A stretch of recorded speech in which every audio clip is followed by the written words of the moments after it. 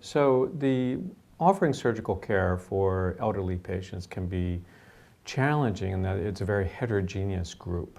You have everyone from those who are living independently, looking much younger than their stated age, to those who look much older than their stated age and are beginning to have some impairment, which they may be hiding from themselves or hiding from their family members, to more severely impaired people who are completely dependent on members of their family or friends in order to do daily care. It's not unusual that a spot is found on the lung, a cancer is found in the colon, a breast lump is identified, and so they're facing choices with surgical care. We know that there are certain things that equate to risk of having complications afterwards, mostly related to how far you can walk, how independent you are, what your current strength is.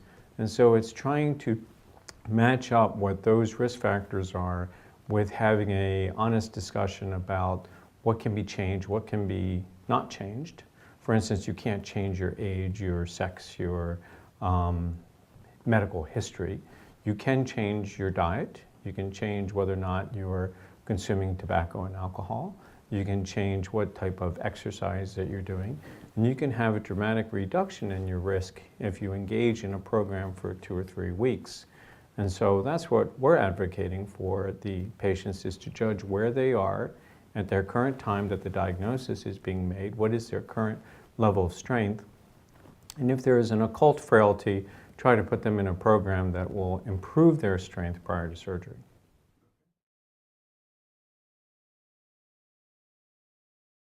The very best way is to go to a clinic that offers you access to multiple specialties seeing the same patient. So clinics that have expertise in surgical care, in geriatrics, in pulmonary medicine, in cardiology, in radiation oncology, that you can meet multiple doctors in the same center and talk about what are the treatment goals, what are the treatment choices.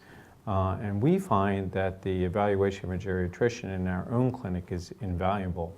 They are able to offer us an understanding of how drugs are interacting with each other, what drugs can be stopped for 2 weeks before surgery to decrease the rate of complications. They help us with nutritional aspects of the patient. They help us with strength and conditioning that improves the entire program.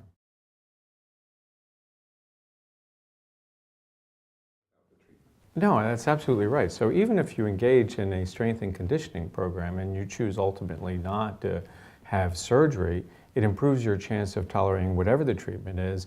And even if your choice is no treatment at this time, but watchful waiting, as we call it, when you decide that you're not going to make a decision now, you're going to make a decision 3 months from now, just being in a strength and conditioning program does improve your quality of life. And it can affect mood, it can affect social relationships, and you may be in a much better position in 3 months to consider therapy than you are right now.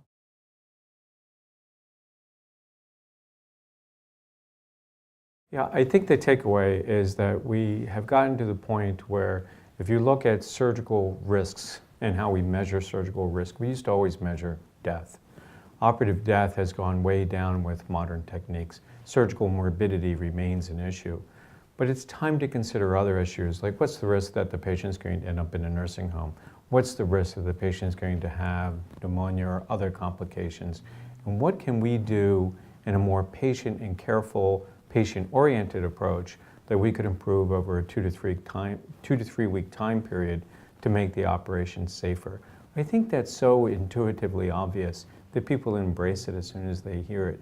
It's not an emergency to intervene right away, even though we all work within medical communities that want to portray that onto us, that you have to make a decision now as to how you're going to treat that patient.